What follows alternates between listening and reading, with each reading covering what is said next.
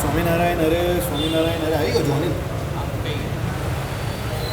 આપણે સત્સંગી જીવન પ્રકરણ 5 અધ્યાય 39 જે આમાં આપણે સંન્યાસીઓના નિયમ જે જોતા હતા એ જોઈ રહ્યા છે. અને તારીખ આજે થઈ 31 જુલાઈ 31 જુલાઈ 2024. લગભગ આપણે આ મહિના પછી આ સત્સંગી જીવનની કથા પાછી શરૂ કરી. આપણા અનુક્રમમાં આવી ગયા બરાબર. એટલે આપણે ગયા વખતે જ્યારે જોયેલું ત્યારે આપણે છેલ્લે જોયું હતું કે ભાઈ જે કોઈ આ સાધુઓને હોય તે આત્મમનનશીલ થાય, વ્રત ઉપવાસના નિયમો કરવાવાળા થાય, એનો ત્યાગ ન કરે તથા વિષ્ણુ પૂજાનો ત્યાગ ન કરે, પ્રતિદિન કરે, પ્રણવનો સદા જપ કરે. પ્રણવ એટલે ઓંકારના મંત્ર જોઈએ ને, પ્રણવ કહેવાય. તેનો અર્થ વારે વારે વિચિંતન કરે તથા ઉપનિષદોનું શ્રવણ કરે. શ્રવણ કરેલા તેનાથી જાણવા યોગ્ય આત્માનું મનન અને નિધિધ્યાસને કરે. અનુક્રમે શ્રવણ મનન ધ્યાન કરવાથી યતિ જ્ઞાન વિજ્ઞાન સંપન્ન થાય છે. આ બધું આપણે જોયેલું, અત્યારે પાછું થોડું રિપીટ કર્યું. અને જે પરોક્ષ ભૂત તે જ્ઞાન જાણવું અને જે અપરોક્ષ ભૂત તે વિજ્ઞાન જાણવું. તમે અહીંયા પાછા કન્ફ્યુઝ થશો. મને ખબર હતી એટલે તો હું પાછો ફરીથી ચલાવું. આજે 11 ને એટલે અનાજ પડે નહીં ને, એટલે આમ પણ છે ને પેલું કોઇલિંગ હોય ને આપણું બધું ઢીલું થઈ જાય, બરાબર, બત્તી ભૂલ થઈ જાય બધા. એટલે અમારે લોકોને બહુ ટેન્શન આવે. પબ્લિકને પકડી રાખવું અઘરું પડે છે. પબ્લિકને પણ અઘરું પડે ને અમને પણ અઘરું પડે. કારણ કે સોડિયમ હોય, કેલ્શિયમ હોય, બધા જે હોય ને આજે બધા લો થઈ જાય. ચાલો શું કહ્યું તે સાંભળો. એટલે આપણે પહેલેથી જ શરૂ કરીએ, પછી છેલ્લું લઈશું. ઉપનિષદોનું શ્રવણ કરીએ. તો આપણે ત્યાં ઉપનિષદોનું શ્રવણ કરવાનું કેમ કહ્યું સમજો પહેલાં. ઉપનિષદોમાં આત્મા પરમાત્મા સંબંધી જ્ઞાનની વાત છે. જે આત્મા પરમાત્મા સંબંધી જ્ઞાનની વાત કરે છે ને, જેને આધ્યાત્મ શાસ્ત્ર કહ્યું ને ભગવાને, એ આધ્યાત્મ શાસ્ત્રમાં શું કહ્યું? ગીતાજીનું શ્રીભાષ્ય કહ્યું અને રામાનુજાચાર્યએ કરેલું શ્રીભાષ્ય કહ્યું. એટલે વ્યાસસૂત્રનું શ્રીભાષ્ય કહ્યું. આ બે કહ્યું. હવે એ જે છે ને તે ગીતાજીમાં અને વ્યાસસૂત્રમાં આપણે કહીએ ને કે ભાઈ ગાઈડ હોય અને અપેક્ષિત હોય ભણવામાં આવે ને, તો એ એકદમ શોર્ટ ફોર્મમાં છે ગીતાજી અને શ્રીભાષ્યમાં. ઉપનિષદોમાં એનું વિસ્તૃત વર્ણન છે. કોનું? આત્મા પરમાત્મા સંબંધી જ્ઞાનનું.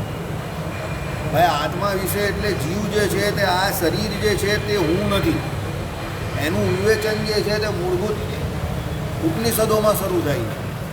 ઉપનિષદ એટલે શું એ તમે સમજી જાઓ પહેલાં. તો વેદનો અંત એટલે જે વેદાંત જે છે તે બધા ઉપનિષદોમાં. અને ઉપનિષદો સમજવા હકીકતમાં અઘરા છે. પારંપરિક જ્ઞાન વગર એટલે ગુરુ અને શિષ્યની જે આપણી પરંપરા જે છે તે પરંપરાગત રીતે જે જ્ઞાન મળે ગુરુ થકી શિષ્યને, અને ગુરુ પાછા એમના ગુરુ પાસે ભણેલા હોય એ રીતે જે ઉપનિષદો ભણાય. તમે એમ કે જાતે જાતે ઘરે ભણી લેવું એ શક્ય નથી. આ જેટલા તમને લોચા લબાચાવાળા જ્ઞાનવાળા દેખાય ને, એમાં ઘણા બધા એવા હશે જાતે જાતે કરવા જાય છે, ઊંટ વૈડું થઈ જાય. સમજો, આ બધા સોશિયલ મીડિયા પર અમુક નુસ્ખાઓ નથી આવતા અને એમાં પછી માણસને હેરાનગતિ નહીં થતી. એનું કારણ શું? એ બધા ઊંટ વૈડા હોય. ઉપનિષદોમાં આત્મા પરમાત્મા સંબંધી જ્ઞાન છે, પણ એને ગુરુ પાસે ભણવું પડે. આપણે ઘણી વખત આ એક ઉદાહરણ આપેલું છે, ગીતાજીનું ઉદાહરણ. ગીતાજીમાં રામાનુજ ભાષ્ય હું વાંચતો હતો. હવે એમાં આત્મા આત્મા આત્મા આત્મા આત્મા શબ્દ આખા પ્રકરણમાં આવ્યા કર્યો. હવે આત્મા આત્મા એટલે મને એવું લાગ્યું કે આપણી પોતાની વાત કરે છે, પણ છેલ્લે આખું પ્રકરણ પૂરું થવા આવ્યું તો એમાં આત્મા પણ નિરૂપેલા પરમાત્માનું નિરૂપણ હતું. પહેલી વખત વાંચતો હતો હું. મારી ઉંમર ત્યારે રાઉન્ડ અબાઉટ તમને કહું તો 25 વર્ષની માંડ હશે. ત્યારે મેં વાંચવાનું શરૂ કરેલું. તો આખો અધ્યાય મેં જે વાંચ્યો તો મને એવું લાગતું હતું કે આખા આપણા સ્વરૂપની વાત કરેલી, આપણી વાત કરેલી છે. આત્મા આત્મા આત્મા જ આવે. પણ છેલ્લે 2 લાઈનમાં એવું લખેલું હતું કે એ પરમાત્માનું આત્મા પણ નિરૂપણ કરેલું છે. તો આત્મા પણ એટલે શું? શરીરી ભાવ બતાવેલો કે જીવ અને માયા એ બંનેના આત્મા પણ રહેલા પરમાત્માની વાત કરેલી છે. એટલે અંતર્યામી પણ જે ભગવાન રહે એની વાત.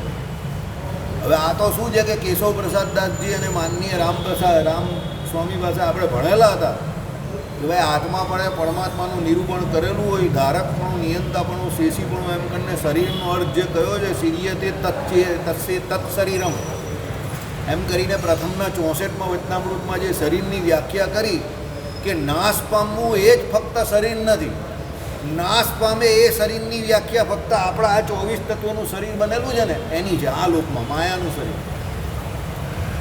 સમજુ? આપણી સામાન્ય રીતે શરીરની વ્યાખ્યા શું હોય કે જે નાશ પામે એ શરીર. ભાઈ 20 વર્ષ પહેલાં આપણે જેવા દેખાતા હતા એવા આજે નહીં દેખાતા, ને 20 વર્ષ પછી તો એવા જરા પણ ન દેખાતું. તો એ નાશ પામવું એ શરીરની વ્યાખ્યા, એ માયાની વ્યાખ્યા છે. પણ પરમાત્માની જ્યારે શરીરી ભાવે વાત આવે એ પ્રથમના 64માં શું કહ્યું? આત્મા અને અક્ષર એ બંને ભગવાનનું શરીર છે એવું કહ્યું.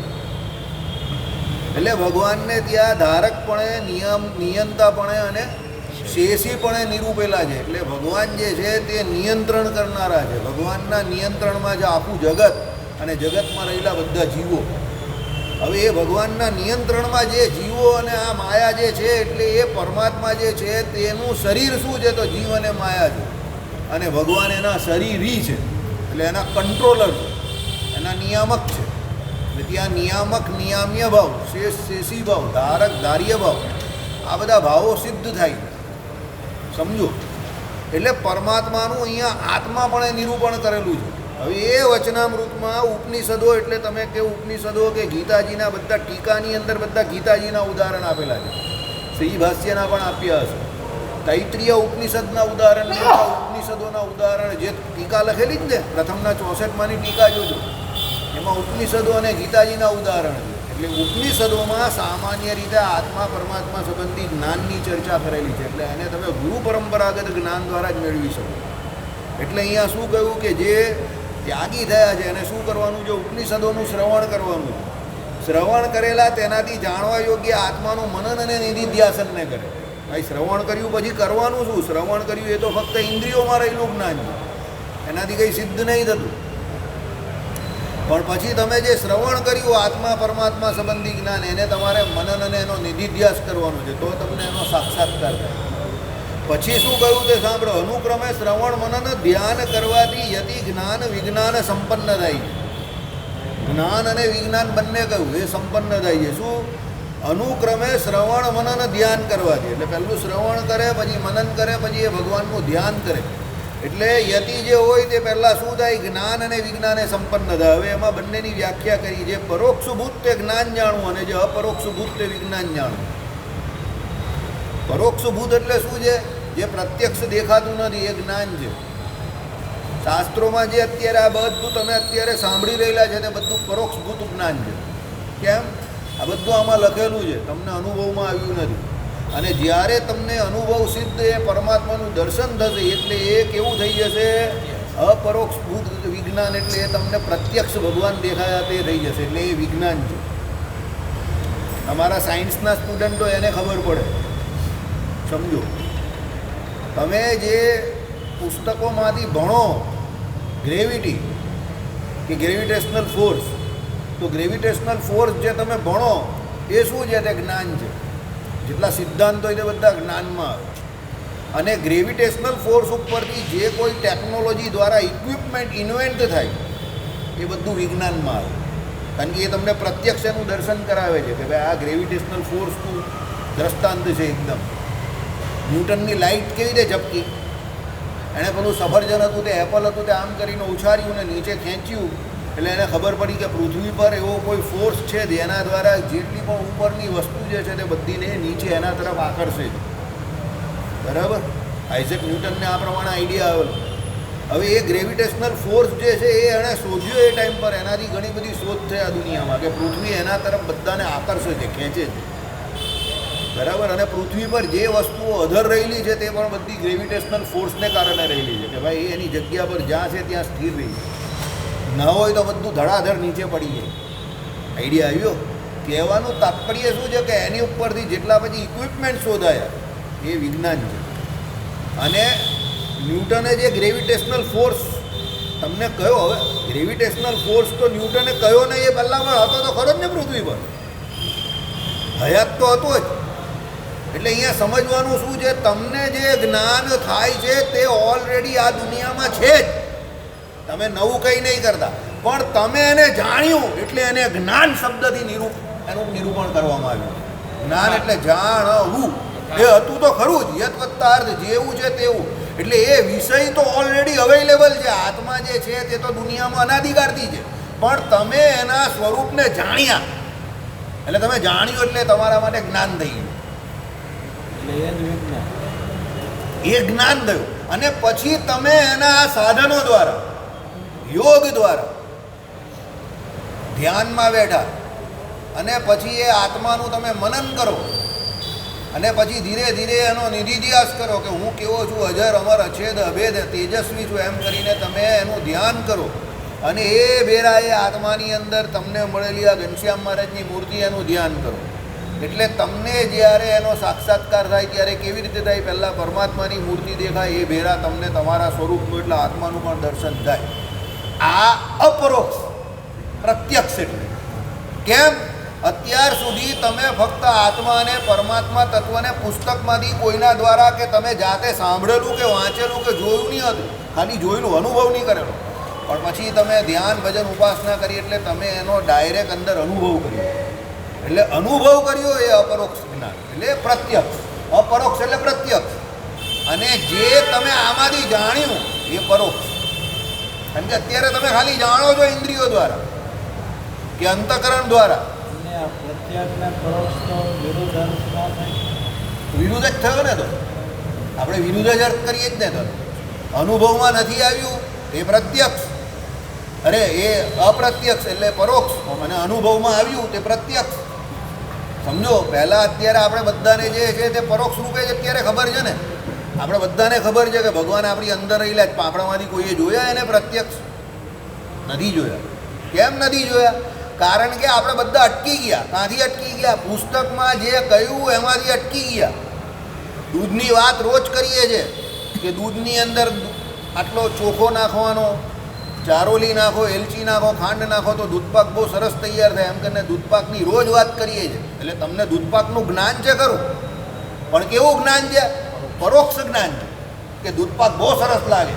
બારસને દિવસે જો એના પાનના કર્યા હોય તો રગે રગમાં કેફ વર્તે ને મજા આવી જાય, આધાર થઈ જાય. એટલે તમને એનું કેવું જ્ઞાન છે? પરોક્ષ જ્ઞાન છે.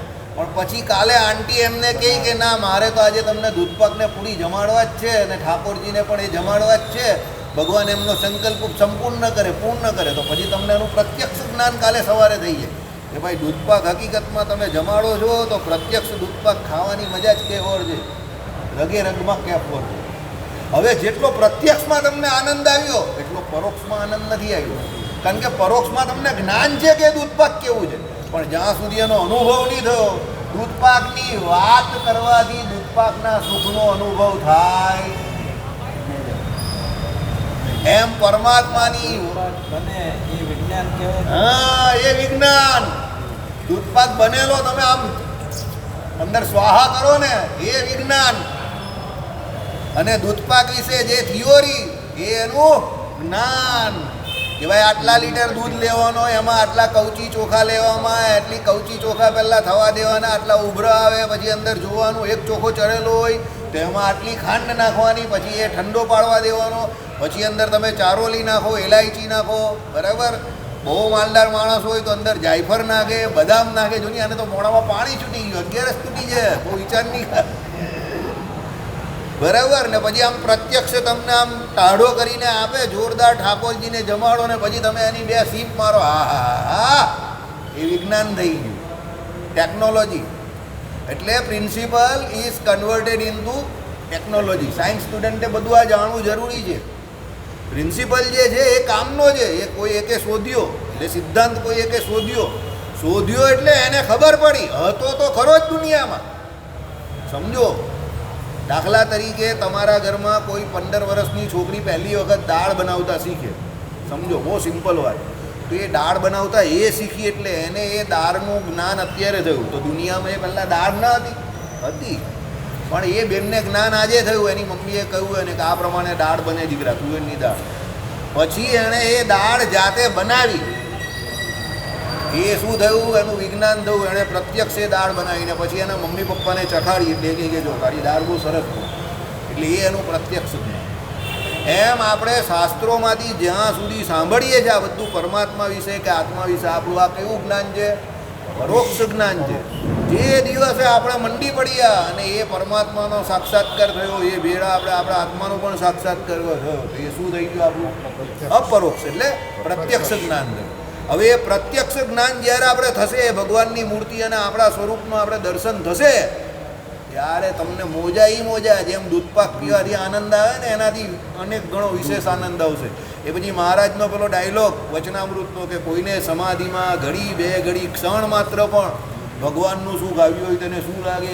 યુગથી આ સુખ ભોગવી રહી ગયું. બરાબર?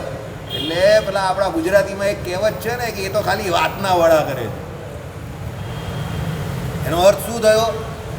વાતના વડા કરે છે એટલે એ વાત તો બહુ સારી કરે છે, પણ કોઈ દિવસ ટેકનિકલી વડા બનાવીને નથી આપતો. વડા બનાવીને ખવડાવે તો ખબર પડે કે ના ભાઈ આ હકીકતમાં મજબૂત ને ટીકાઉ માણસ છે, કામ કરે એવો છે એમ. એટલે વાતના વડા કરે કેવું? ઘણા બહેનો અમે જોતા હોઈએ, આમ ઘરમાંથી આમ નીકળતા હોઈએ, કશેથી હોય તો પેલા બહેનો હોય ને તો બધા રસોઈ શો બહુ જોયા કરે, પણ રસોઈ શો જોઈ ખાલી, એમાંથી જોઈને કંઈ બનાવે નહીં. એટલે શો જોવો એ ખાલી પરોક્ષ જ્ઞાન છે, પણ એમાંથી પછી એને ઇમ્પ્લિમેન્ટ કરીને, એપ્લિકેબલ કરીને ઘરમાં એ વસ્તુ બનાવે, એનું શું છે? પ્રત્યક્ષ જ્ઞાન છે. એટલે પ્રત્યક્ષ જ્ઞાનમાં જેવો આનંદ છે એવો પરોક્ષમાં નથી. ઇન્ફોર્મેશન અને નોલેજ જેવું. તમે આ લાઈન છેડી જેટલા હવે પકડી લીધી તો પકડાઈ ગઈ. What is information and what is knowledge? સમજો. બરાબર? ઇન્ફોર્મેશન કઈ છે? જ્ઞાન જે છે તે ઇન્ફોર્મેશન છે. ભાઈ દરેક પુસ્તકમાં અલગ અલગ પ્રકારની બધી માહિતી રહી છે. ભાઈ ફાર્માસ્યુટિકલનું જ્ઞાન, માહિતી તો ભાઈ આ સાહેબ પાસે લેવાનું. રસોઈનું જ્ઞાન આ સાહેબ પાસે લેવાનું. હીરાનું જ્ઞાન આ દીપક છે તે અને પેલા ભાઈ છે તે, એનું જ્ઞાન. બરાબર? આ શું છે? માહિતી છે. એટલે એ ઇન્ફોર્મેશન છે. એટલે અમે લીધી તમારી પાસે તો અમારા માટે શું છે? માહિતી છે. પણ એ લોકો પાસે એનું નોલેજ છે. કારણ કે આ ભાઈ 20 વર્ષથી હીરા બજારમાં કામ કરે છે, પેલા ભાઈ 20-25 વર્ષથી કામ કરે છે. એટલે information is converted into knowledge. એટલે નોલેજ એ શું થઈ ગયું? વિજ્ઞાન થઈ ગયું. એને રોજબરોજનો અનુભવ છે. તરત હીરાનું પેકેટ જોઈને કહી દે કે આની આટલી કિંમત આવશે. હવે હીરા વિશે હું તો 30 વર્ષથી સાંભળું છું. અમારી પેલી સભા ચાલતી હતી ત્યારનું સાંભળું છું, પણ ખાલી સાંભળું જ છું, પણ મને એનું પ્રત્યક્ષ જ્ઞાન નથી. આ લોકોને પ્રત્યક્ષ જ્ઞાન છે દેવનું. એ જ પ્રમાણે હું તમને બધી વસ્તુ આપી દઉં કે ભાઈ 11 છે, સિંગોડાનો શીરો બનાવવાનો છે, તો હું તમને સિંગોડાનો લોટ આપું 500 ગ્રામ, 500 ગ્રામ ઘી આપું, 500 ગ્રામ ખાંડ આપું, દૂધ આપું. બરાબર? અને કેવું કે માપ પ્રમાણે થોડુંક અંદર પાણી નાખવું હોય તો નાખજો, નહીં તો દૂધમાં આવે તો દૂધમાં પૂરું કરજો, અને છેલ્લે ઇલાયચીને બધું આપું. પણ તમને જો ખબર ન હોય કે આ કેવી રીતે બને, તો પહેલાં તમે શું કરો? ઘીને બદલે પહેલાં તમે શું કરી નાખો? દૂધ નાખો કાં પાણી નાખો ને એની અંદર બધો લોટ નાખી દો. પછી એની અંદર ખાંડ નાખો અને પછી છેલ્લે એની અંદર ઘી નાખો. એટલે એ શીરો નહીં બને, પણ મસ્ત લાઈ બની જાય સિંગોડાના શીરા.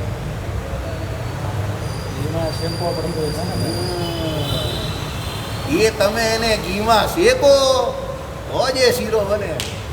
બાકી તમે મટીરિયલ બધું જ છે તમારી પાસે, પણ તમને એ ખબર નથી કે પહેલું ઘીમાં શેકવાનું છે.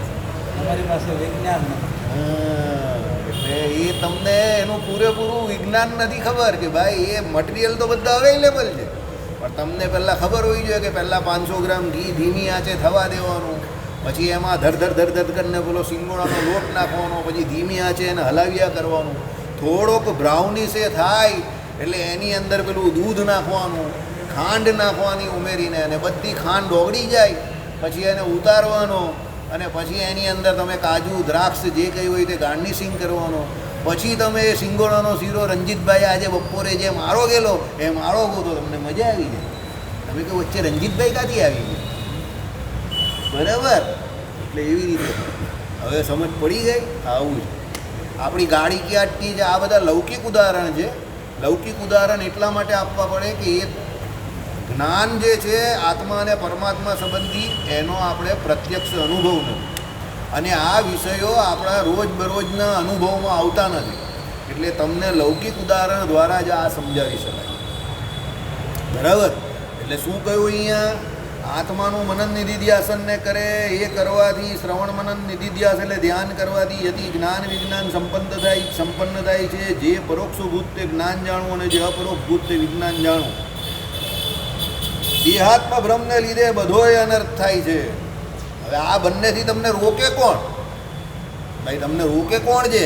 તમને કોઈ રોકે છે કે ભાઈ તું તારું પોતાના રોજ સમયને પૂરેપૂરો ભગવાન સંબંધી ક્રિયામાં અનુભવ આપીને પરમાત્માનું ધ્યાન ભજન ઉપાસના કર, બરાબર, અને સાક્ષાત્કાર કર અને પ્રત્યક્ષ ભગવાન અને પોતાના આત્માનો તું એમ કહે કે શું કર? સાક્ષાત્કાર કર. તો એમાં તમને રોકે કોણ છે? આ રોકે છે. દેહાત્મ ભ્રમને લીધે જ બધો અનર્થ થાય છે. 15-20 મિનિટ બેસે એટલે પેલાને આમામ કરીને પગ દુખવા માંડે, હાથ દુખવા માંડે, મન ઠેકાણે નહીં હોય એટલે આ ગલીમાંથી નીકળે, પેલી ગલીમાંથી નીકળે, આ ગલીમાંથી જાય, આમ તને ભાગમ ભાગે ભાગા, બરાબર. એટલે એના માટે નિયમ શું બનાવ્યા? યમ અને નિયમ બનાવ્યા પહેલાં, પછી આસન સિદ્ધ કરવાનું કહ્યું, બરાબર. પછી બધું આવે, છેલ્લે પ્રાણાયામ આવે એટલે મનને નિયમનમાં કરવાનું આવે, બરાબર. પછી છેક છેલ્લે આવે ધારના ધ્યાનને સમાધિ. આઈડિયા આવી ગયો? એટલે કહેવાનું તાત્પર્ય શું છે કે આખો અનુક્રમ છે. એ અનુક્રમ પ્રમાણે જાઓ તો પહેલાં શરીરને જીતાય, શરીર જીતો પછી મનને જીતાય એટલે ઇન્દ્રિયોને જીતવાની, પછી અંતઃકરણને જીતવાનું, પછી આત્મા જે છે એના માટે ધ્યાન ભજન ઉપાસના જે કરતા હોય એ પર કરવાનું. એટલે એ ધીરે ધીરે કરો તો છેલ્લે ધારના ધ્યાનને સમાધિ થાય. અનુક્રમ. પણ આ આપણે અનુક્રમને ફોલો કરતા નથી. એટલે શું છે? દેહાત્મ યોગને વિશે એટલે દેહાત્મ જે બુદ્ધિ જે છે એ બ્રહ્મને લીધે બધો અનર્થ થઈ જાય છે. જન્મો ત્યાંથી સર્વે કોઈ પણ હું એમ વ્યવહાર કરતો થકો સ્થૂળ કે કૃષ દેહને જ જુએ છે. પણ તેથી વિલક્ષણ વિજ્ઞાન એક ઘન આત્માને જોતો નથી. આપણો જન્મ થયો ત્યારથી આપણે એક નામથી કોઈ બોલાવે છે. 50 માણસની વચ્ચે બહારથી નીચેથી વાસુદેવ ભગત કહે કે વાસુદેવ, અહીંયા હું જ ઊભો થઈને ત્યાં જાઉં, હા આવ્યો એમ કરીને. કેમ? હવે વાસુદેવ નામ કોનું છે? ટેકનિકલી શરીરનું નામ છે ને. હા, તો પણ એ ભાઈ બૂમ પાડે વાસુદેવ, તો કેવો ચાલ્યો જાઉં ફટાક દઈને ઊભો થઈને. એટલે હું પણ જે આપણે માનેલું છે તે કોને વિશે માનેલું છે? આ શરીરને વિશે માનેલું છે. પણ હકીકતમાં આપણે કોણ છે? જીવાત્મા છે. 50 વર્ષ પહેલાં આ શરીર હતું નહીં અને 50 વર્ષ પછી આ શરીર રહેવાનું નથી. એ બધાને જ ખબર છે, બરાબર. તો પણ આપણે એ શરીરને વિશે એટલું બધું હું પણ થઈ ગયું છે જેને કારણે આ બધી તકલીફ થાય. આઈડિયા આવી ગયો મોટા ભાઈઓ? શરીરને વિશે પોતાપણું મનાયું એટલે આ બધી તકલીફ છે. શરીરને વિશે પોતાપણું ન મનાય તો આ બધી તકલીફ દૂર થઈ જાય. પણ એ શરીરને વિશે પોતાપણું કેમ રહી છે? અનંત કોટિકાળથી જીવાત્માનો જે કોઈ અનુભવ છે કે જીવાત્માનો જે કંઈ સંગ છે તે કોનો છે? શરીરનો છે. એને એની આદત પડી ગઈ છે. એટલે આપણે 24માંથી લગભગ 24 કલાક શરીર માટે જ જીવતા હોઈએ છીએ. કારણ કે ભજન કરીએ ત્યારે પણ આપણે વિચાર ભલે ભગવાનનો કે પોતાનો કરીએ, પણ એક કીડી પણ કરી દે જરા આમ તેમ, કાં નીચે એક નાની સખરી કાંકડી હોય તેને જ્યાં સુધી આપણે ખસેડીએ નહીં ત્યાં સુધી આપણે ચેન વળે નહીં. અરે સૌથી આટલો નાનો રેસો દાંતમાં ફસાઈ ગઈ તો આપણે લૂલીને ફેરવીએ જ કે આ કરીને આખો બધો માંજી નાખીએ કે આ નીકળે તો સારું. આટલો નાનો રેસો હોય દાંતની અંદર, એમાં તો આપણે અકળાઈ જઈએ. લાવો તો સળી લાવો તો આને કાઢી નાખતો પહેલાં, ચેન નહીં વળે, બરાબર. કેમ? આપણી બુદ્ધિ એવી થઈ ગઈ છે કે ભાઈ નાનામાં નાની વસ્તુઓ એ પણ આપણે અનખટબો કરે. સમજો, શરીરનો એટલો બધો આપણે ભાવ થઈ ગયો છે કે એ શરીરમાં જરા આમ તેમ ઊંચું નીચું થાય એટલે આપણે બધા ઊંચા નીચા થઈ જઈએ. અને જે ભજન કરવાવાળા છે તે 2 કલાક ઊંઘીને 22 કલાક શાંતિથી આટલી નાની ગુફામાં ભજન કરતા હોય. એને દુનિયામાં શું ચાલે છે એની પણ કંઈ ચિંતા કે ખબર નથી. એક ઠાકોરદાસ બાબા હતા, બરાબર. લગભગની 100% વ્રજને વિશે જ હતા. હવે ત્યાં એ પેલા ગિરિરાજજીમાં એક પેલી ગુફા હોય ને એમાં રહેતા હતા. એનો શિષ્ય એમના માટે પેલી એ લાવ્યો, ટોર્ચ લાવ્યો કે આની કોઈ જરૂર નથી, પાછી લઈ ગયા. પછી એમનું ભજન જોઈને એક સમયના ત્યારના રાજ્યપાલ હતા ને તેને મળવા આવ્યા. રાજ્યપાલ મળવા આવે એટલે તો પેલો સીટી બીટી વાગે ને જોરમાં, ટોંટી ટોંટી ટોંટી ટોંટી 1.5-2 કિલોમીટર 3 કિલોમીટર એટલે બધું વાગતું થઈ ગયું. એ તો બેઠેલા શાંતિથી. ભાઈ એનો એક શિષ્ય આવ્યો કે ગુરુજી તમને મળવા રાજ્યપાલ આવે છે. કે વો ક્યાં હોતા? એ તો વર્ષોથી ત્યાં બેઠેલા હતા એટલે એમને ખબર જ નહીં કે વો ક્યાં હોતા. એ કહે કે રાજ્યપાલ એમ કહે કે પેલો બિચારો સમજાવે કેવી રીતે, એના માટે બી અઘરું કામ. એ કહે કે राज्यपाल एम कही कि एक पोस्ट होती है, एम कही कि जो एम कही कि गवर्नमेंट होती है ना वो गवर्नमेंट को कंट्रोल करती है. तो राज्यपाल है तो बहुत बड़ा दरज्जा है. तो बोलो कि कोई दरज्जा है? क्या? हाँ ये दरज्जा है. ठीक है, मुझे क्यों मिलने आ रहा है? क्योंकि उसने आपके बारे में बहुत सुना है कि आप 20-22 घंटे भजन करते हो ना, इसलिए आपके दर्शन के लिए आ रहा है. ओके ऐसा है, चलो. तो कमंडल लीधું, પાણી ભર્યું એમાં અને સીધા દીર્ઘ શંકા કરવા નીકળી ગયા. दीर्घ शंका એટલે તમે સમજી ગયા ने. बोलो कि कहाँ जा रहे हो गुरु जी? तो कि राज्यपाल आए ना आपका, तो उसको बोल देना वो दीर्घ शंका के लिए गए, और जब वो निकल जाए तब बोलना कि निकल गए. 1.5-2 કલાક સુધી રાજ્યપાલે રાહ જોઈ. રાજ્યપાલ કંટાળીને ચાલ્યા ગયા. પછી એમણે જે કમંડર લીધેલું છે કમંડરમાંથી પાણી આમને આમ ખાલી કરી નાખ્યું, કારણ કે ખાલી ખાલી જ બેઠેલા હતા. અને પછી રાજ્યપાલ ગયા એટલે પાછા એની જગ્યા પર આવીને બેસી ગયા. તો કે गुरुजी उसको मिले क्यों नहीं? ठीक है, उसको मिलने से मुझे क्या फ़ायदा? वो भगवान तो था नहीं और मुझे भगवान चाहिए और उसको माया चाहिए. मैं उसको माया नहीं दे सकता, वो मुझे भगवान नहीं दे सकता. मिलने का कोई कारण नहीं था, उसको जाने दो. यहाँ पर तो कोई लाइट भी नहीं है कि वो निकाल दे. आ सनलाइट आवे છે કે ગુફામાંથી મને કાઢી નહીં શકવાનો. જા રાજ્યપાલ ચાલ્યો ગયો. બરાબર. અને કોઈ આપણાવાળો હોય તો બરાબર એ દંડવત કરવાનો. એ જ ને. એટલે સાધુનો એ ધર્મ નથી, યાદ રાખો. યતિનો એ ધર્મ નથી. સાધુને મન બધા સરખા. એ દરેકમાં રહેલા પરમાત્માને જ જોઈ, અને જ્યાં આવું કંઈ માયાનું આવે એટલે કલટી લઈ ત્યાંથી. એને એમાં કોઈ રસ કેટલા પાવા છે ને આમ કરે. દરેક છે બરાબર ને. સાધુને બધા સરખા. આ ભાઈ છોકરો જાય, આ જઈ જાય તે પણ સરખો, અને રાજ્યપાલ જાય તો એ પણ સરખો, ને રાષ્ટ્રપતિ જાય તો એ પણ સરખો. એને કંઈ પોસ્ટ કે પદ કે સામેવાળા વ્યક્તિમાં રહેલા રૂપિયા, પૈસા, ધન, દોલત, સત્તા એ કઈ વસ્તુની અસર થાય નહીં. આ પરમાત્મા પણ એ બધાને જોઈ કે ભાઈ બધામાં પરમાત્મા એક સરખા રહેલા છે. બાકી બીજી કોઈ વિશેષ પદ પ્રતિષ્ઠા એને કંઈ લાગતી વળગતી નથી. બરાબર. આ તમને નામ સહિત એટલા માટે કહું કે કદાચ તમને એવું લાગે કે ભાઈ ગપ્પા મારીએ છીએ. બરાબર. લોકોને એવું લાગે કે અહીંયા બેઠા બેઠા આપણે ગપ્પા મારીએ છીએ. આ ગપ્પા નથી, આ હકીકત છે. એટલે ભજન કરવાવાળા માણસને બીજી કંઈ ચિંતા હોય નહીં. અને જે આવી બધી ચિંતા કરતા હોય કે ભાઈ ગૃહમંત્રીને બોલાવતો હોય કે મુખ્યમંત્રીને બોલાવતો હોય કે આ બધાને બોલાવતો હોય, તો પછી સમજવાનું કે એનામાં માયાનું બળ વધેલું છે, ભગવાનનું બળ. ચાલો, જય સ્વામી નારાયણ. આગળ જઈએ આપણે. એટલે શું કહ્યું? જન્મો ત્યાંથી જ આ બધું હું વ્યવહાર થયા કરે છે. એ કોના વિશે થાય છે? સ્થૂળ કે કૃષ દેને જ જુએ છે. ભાઈ પહેલાં હું બહુ જાડો હતો, કોરોના પછી બહુ પતલો થઈ ગયો. બધા ઘણા લોકો કંઈક તમારું વાસુદેવભાઈ વજન આમ અટકી ગયું છે, ઉતરી ગયું. હું પહેલાં પ્રયત્ન કરતો હતો તો પણ ના ઉતરતું હતું. હવે સારું કહેવાય ને, જો થોડુંક ઘટે જ તો જરૂર છે એની. પહેલાં ધનસુખભાઈ જેવું ભારી ભરખમ શરીર હતું મારું. બરાબર. હવે થોડુંક વજન કંટ્રોલમાં આવી ગયું કોરોના પછી. કેમ આવ્યું તો મને પણ નહીં ખબર, ભગવાન જાણે, રામ જાણે. બરાબર. તો મેં કહું સારી વાત છે ને એ તો. અને શરીર છે, શરીર એનું કામ કરે. બરાબર. એટલે એને વિશે કંઈ કૃષ થાય કે જાડું થાય એની બહુ ચિંતા કરવી નહીં. પણ તેથી વિલક્ષણ વિજ્ઞાન એક ઘન આત્માને જોતો નથી. પેલા સાધુની જેમ કે ભાઈ એ શરીરથી સાવ જુદો, દરેક લક્ષણ જેના એકદમ જુદા છે એવો આત્મા એટલે પોતે પોતાને જોતો નથી. એને વિજ્ઞાન એક ઘન કયો છે. વિજ્ઞાન એક ઘન કેમ કયો? કે તમે એ આત્માને વિશે પરમાત્માનું ધ્યાન કરો તો એ આત્માને વિશે પરમાત્માનું દર્શન 100% પોસિબલ છે, શક્ય છે. એટલે વિજ્ઞાનમય ભ્રમ તરીકે કોષમાં કોને કયા?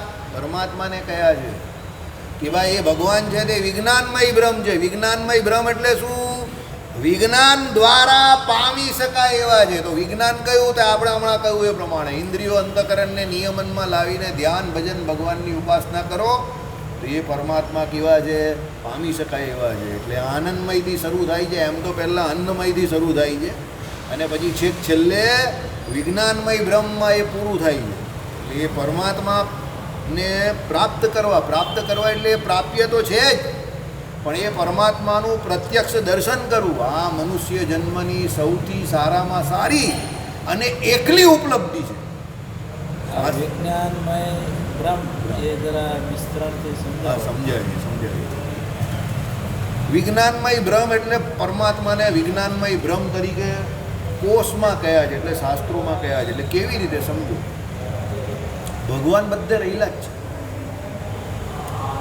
આત્મામાં પણ રહેલા છે, આપણા બધાની અંદર ભગવાન રહેલા છે. એવા જળ, એવા પથ્થર આદિકમાં, પાષાણ આદિકમાં કે દરેક જગ્યા પર ભગવાન રહેલા છે. પણ એ આપણા માટે અત્યારે પ્રાપ્ય નથી, એ આપણે દેખાતા નથી, એનો અનુભવ આપણે થયો નથી. હવે આમાં રહેલા છે ભગવાન, આપણે નહીં જોઈ શકતા. એમ આપણી અંદર પણ ભગવાન, આપણી અંદર સૌથી જીવનો સૌથી નજીકના કોઈ મિત્ર હોય તો કોણ? ભગવાન. એ ભગવાન કોઈ દિવસ એને છોડતા નથી. કોને? જીવને. કે માયાને પણ નહીં છોડતા. ભગવાન માયાને પણ નહીં છોડતા, કોઈ દિવસ નહીં છોડતા. ભગવાનનો આ નિયમ જ નથી. ભગવાન કહે કે મારો આ નિયમ જ નથી, એ પ્રિન્સિપલ જ નથી કે ભાઈ હું કોઈને છોડી દઉં, હું કોઈને છોડી જ ન શકું.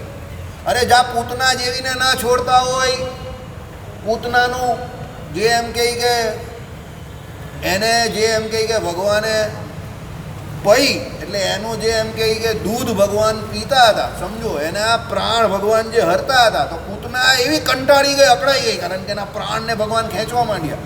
તો એ એમ કહેવા માંડી કે છોડ છોડ છોડ, કહે ને મુજારો થાય તો છોડ છોડ. તો ભગવાન કહે એવું તો અમને શીખાય નહીં, છોડવાનું તો અમે શીખ્યા જ નથી.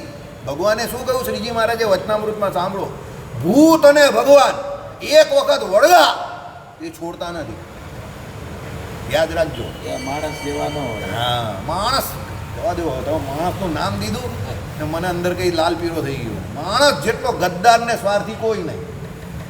ભૂત ને ભગવાન એકવાર વળગા એટલે છોડે નહીં. એટલે છોડવાનું કામ ભગવાનનું છે જ નહીં.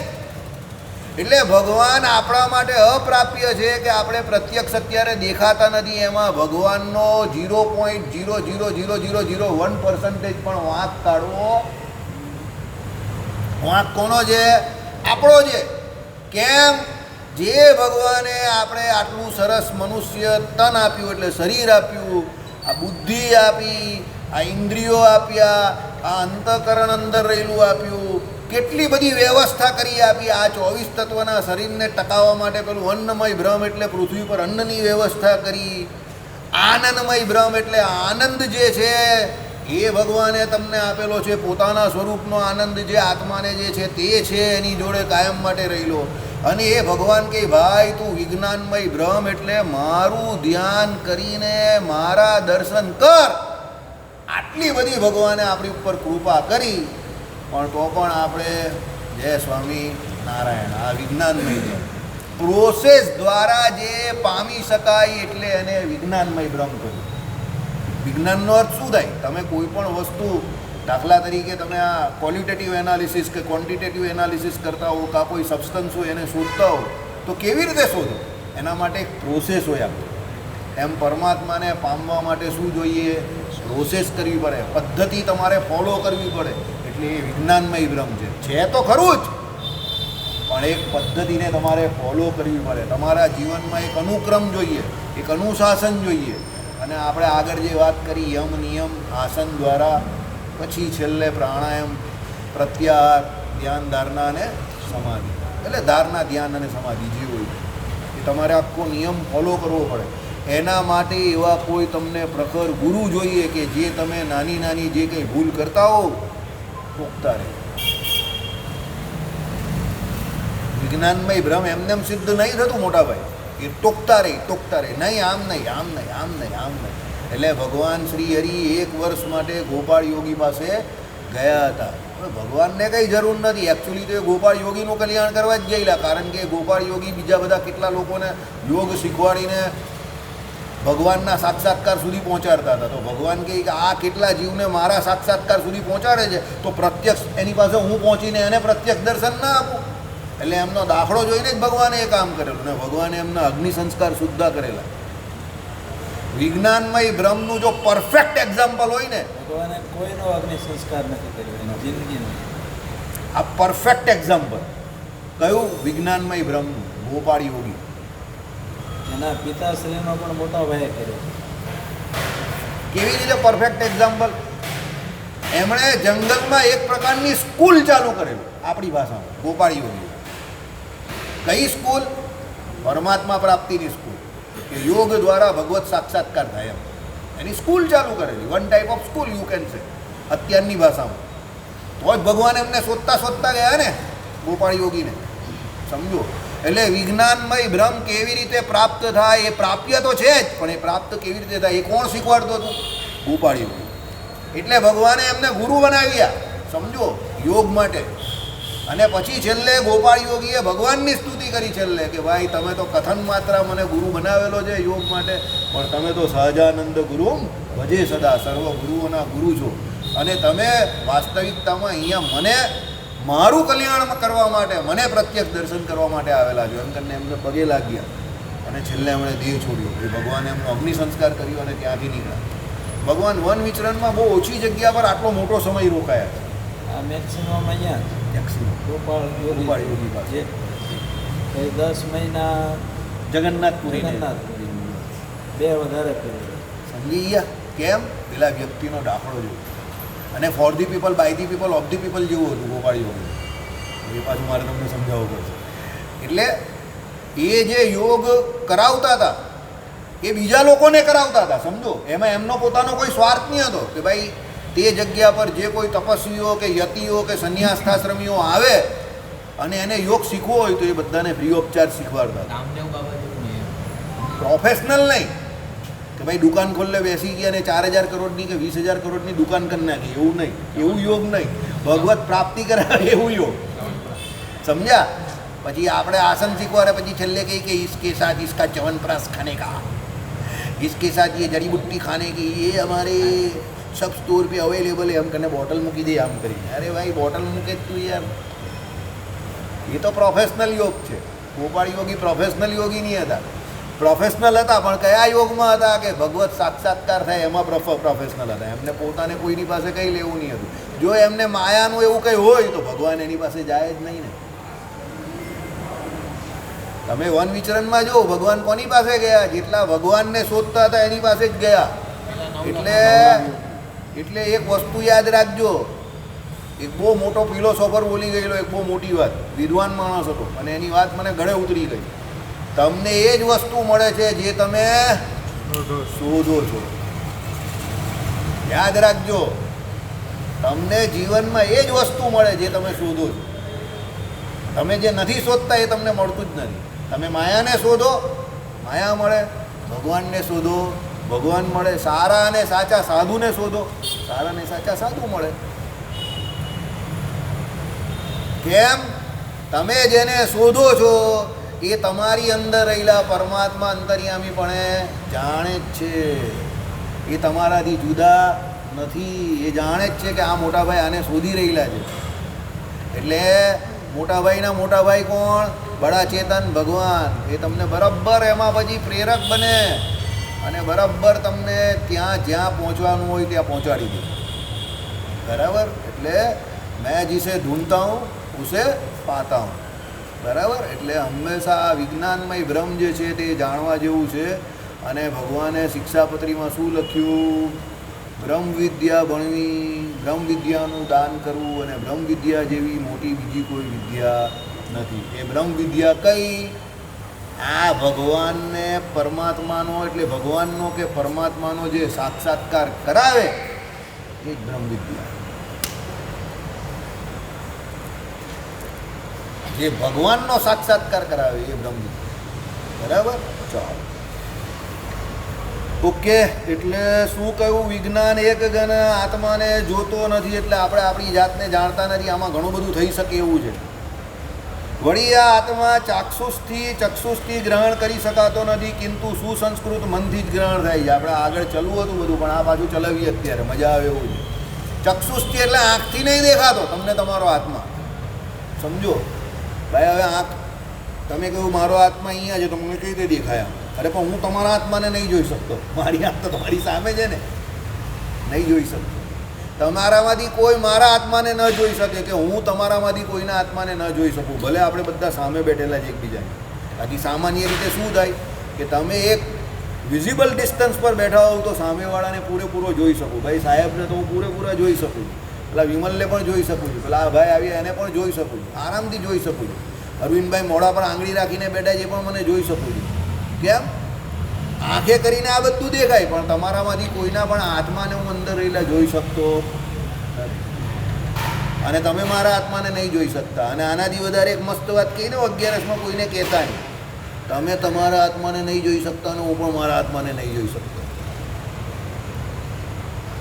એટલે હું મારી જાતને નહીં જોઈ શકતો અને તમે તમારી જાતને નહીં જોઈ શકતા. કારણ કે આત્મા એટલે કોણ? સ્વયં પોતે, હું. તો તમે તમારી જાતને નહીં જોઈ શકતા અને હું મારી જાતને નહીં જોઈ શકતો. આ દુનિયાની સૌથી મોટી શું છે? અજાયબી છે. દુનિયામાં જેટલા પણ મૂર્ખ માણસ હશે ને એને બધું જ્ઞાન હશે. પેલામાં આમ થાય, આમાં આમ થાય, પેલામાં આમ ફલાણું ઢીમકું બધી વાત કરશે. પણ એને એમ પૂછશો ને તમે કે ભાઈ હું આર યુ, તો એ એના આખા શરીરની, એના માતા પિતાની, એના કુટુંબની બધી ઓળખાણ આપશે, પણ પોતાની ઓળખાણ નહીં આપી શકશે. કેમ?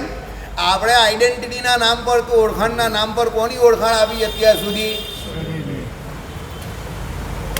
પોતાની ઓળખાણ આપતા આપણે શીખેલા જ નથી.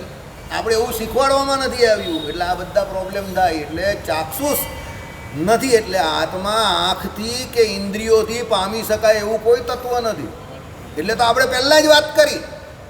પહેલાં શરૂઆત આપણે શું કર્યું કે ભાઈ દૂધપાક બોલ્યા કરો, એનાથી દૂધપાક પીવે એવું સુખ આવવાનું નથી. કારણ કે દૂધપાક કઈ વસ્તુ છે?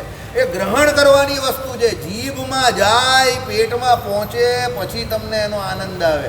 એમ આત્મા જે છે તે તમે આંખથી કે કાનથી કે નાકથી કે બીજી કોઈ ઇન્દ્રિયોથી ગ્રહણ કરી શકો નહીં. બરાબર? આત્માને શું કહ્યું અહીંયા? ચક્ષુષથી. કિંતુ સુસંસ્કૃત મનથી જ ગ્રહણ થાય છે. સુસંસ્કૃત મનથી એટલે શું છે? પેલું યમ નિયમ કહ્યું ને, એના દ્વારા મન જે છે એને કેવું કરવાનું છે? નિયંત્રણમાં રાખવાનું છે. એટલે આસન દ્વારા પહેલાં શરીરને નિયંત્રણમાં રાખવાનું, પ્રાણાયામ દ્વારા કોને નિયંત્રણમાં રાખવાનું? મનને નિયમનમાં રાખવાનું. પછી ધીરે ધીરે પહેલાં આપણે જે અત્યારે રોજ માનસી પૂજા પહેલાં આત્માનું મનન કરીએ છીએ, તે મન દ્વારા મનન કરીએ છીએ. આત્મા દ્વારા, પોતાના દ્વારા નહીં કરતા.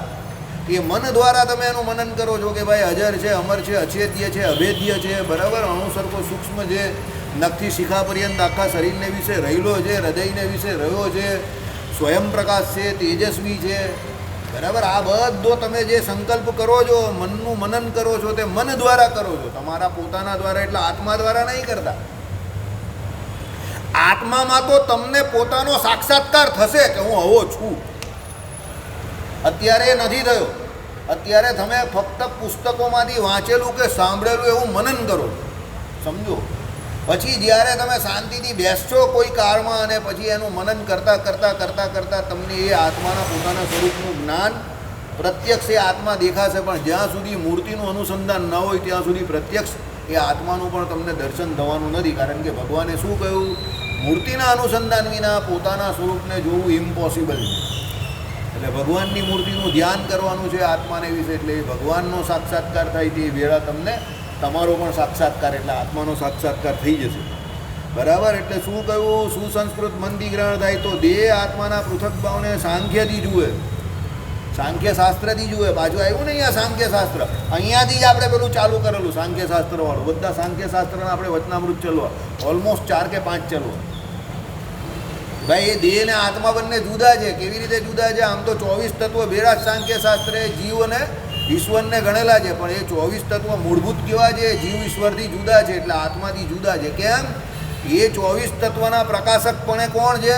એ જીવ ઈશ્વર છે. જો એ 24 તત્વ હોય પણ અંદર જીવ ન હોય તો એ 24 તત્વ કંઈ કરી ન શકે. આપણે પેલું શીરાનું ઉદાહરણ આપીએ પ્રમાણે બધું મટીરિયલ હાજર છે, પણ એને બનાવવાવાળો કોઈ ન હોય તો થોડો બને. કાંઈ બનાવવાની રીત ન ખબર હોય તો પણ ન બને. વસ્તુ તો બધી છે.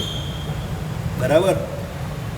સમ્યક ખ્યાતિ જે આત્મા અનાત્માના વિવેચનમાં સમર્થ બુદ્ધિ તે સાંખ્ય શબ્દથી કહી છે. તેનાથી જાણવા યોગ્ય આત્મ શબ્દ તે સાંખ્ય કહ્યું છે. તે વિષયવાળું મન કે તેનો અવબોધ આપનારું શાસ્ત્ર તે સાંખ્ય કહ્યું છે.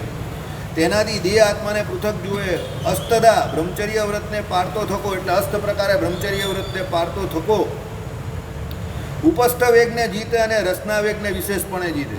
એટલે 8 પ્રકારે બ્રહ્મચર્ય વ્રતનું પાલન કરે. એટલે સ્ત્રીનો 8 પ્રકારે જે ત્યાગ કરે, ઉપસ્થ વેગને જીતે, એટલે બ્રહ્મચર્ય વ્રતનું પાલન કરે એટલે ઉપસ્થ વેગને તો જીતે જ પહેલાં. અને એમ કહે કે રસના વેગને પણ વિશેષ પ્રમાણે જીતે, એટલે રસના વેગને એટલે ગમે તેવું જેવું તેવું જે મન ભાવે એવું ખાય નહીં, એનો આહાર કેવો હોય, એકદમ નિયમનમાં હોય. બરાબર. એટલે મહારાજ શું કરતા હતા, બધું ભેળું કરીને એની અંદર પાણી નખાવીને સંતોને જમાડતા હતા.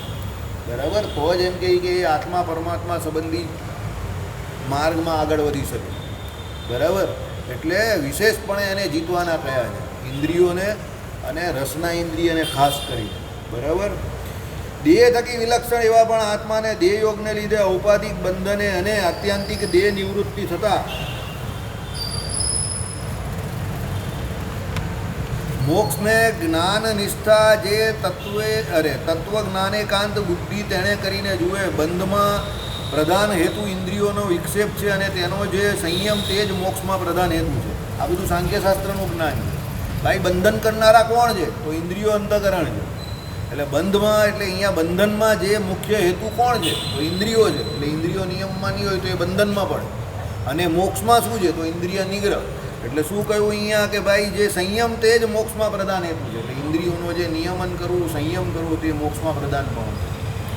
સાધનમાં સાધ્યનો ઉપચાર માનીને બંધ ઇન્દ્રિય વિક્ષેપો મોક્ષ એશામ ચ સંયમ એમ કહે છે. અથવા જેણે કરીને બંધાય તે બંધ કહેવાય અને જેણે કરીને મુકાય તે મોક્ષ કહેવાય. એમ કરણમાં વ્યુત્પત્તિ જાણવી તે આ બંધ મોક્ષને નિપુણ બુદ્ધિથી નિરીક્ષણ કરે. ભાઈ બંધન કોના દ્વારા થાય છે, તો ઇન્દ્રિયોને પોતપોતાના વિષયમાં રમણ કરાવવું, ઇન્દ્રિયોને ગમે તે વિષય સુખ આપવું એ બંધન છે. અને ઇન્દ્રિયોને જે ગમે એ ન આપવું ને ઇન્દ્રિયોને શું ભગવાન સંબંધી જ વિષય આપવા તે શું છે, મોક્ષ છે. આપણા માટે આ શ્રીજી મહારાજે બહુ સરસ રસ્તો કાઢેલો છે. સાંખ્યશાસ્ત્રો તો શું કહી છે કે ભાઈ ઇન્દ્રિયોને નિયમનમાં લાવવાની જ વાત કરે છે. ભગવાન શ્રી હરિએ શું કહ્યું, ભાઈ એમ એ નિયમનમાં આવે એવી નથી, રીઢા ગુનેગાર છે. તો ભગવાને શું કહ્યું, એ ઇન્દ્રિયોને એનો વિષય આપી દેવો પણ ભગવાન સંબંધી. ભાઈ આંખ જે છે તેને શું કરવાનું છે, તો જોવાનું કામ છે. તો ભગવાને શું કહ્યું, મૂર્તિનું દર્શન કર્યા કરે. કાન જે છે તે શું કરે છે, સાંભળવાનું કામ કરે. તો એ જગતનો વિચાર ન કરે, જગતના જે કોઈ વિચારના જે એને બધા જે સાંભળવાના ચસ્કા લાગેલા છે જગતના વિચારો એ છોડીને ભગવાન સંબંધી કથા વાર્તા કીર્તન સાંભળે. નાક જે છે તે શું કરે, તો ભગવાનના જે પુષ્પ જે છે, ભગવાનના જે કોઈ પ્રસાદીના જે કોઈ એમ કે હાર ફૂલ હોય એને એમ કે સૂંઘે. એ જ પ્રમાણે જે તે ઇન્દ્રિયોનો જે તે આહાર હોય તે જગત સન્મુખ છોડીને પરમાત્મા સન્મુખ કરે. એટલે એના ઇન્દ્રિય અંતઃકરણ સહેજે સહેજે જીતાઈ જાય. તો મોક્ષ એનો સહેજે સહેજે થઈ જાય. પણ જો એ પ્રમાણે ન કરે અને ઇન્દ્રિયો અંતઃકરણ જેમ જગતના વિષયમાં ભટકે એમ પ્રમાણે એને ભટકાવે તો એના માટે શું થાય, બંધનકારી થાય. બહુ વધારે પડતા હેવી ડોઝ થઈ ગયા છે જ્ઞાનના. આજે યુ આર યુઝિંગ યોર શું કહેવાય sugar level that I can read from your face. એટલે આજે આપણે આ સભાને અહીંયા જ આપણે શ્રીપતિમ શ્રીધરમ કરીએ. કાલે પાછા આવજો. બરાબર. શ્રીપતિમ શ્રીધરમ કરો.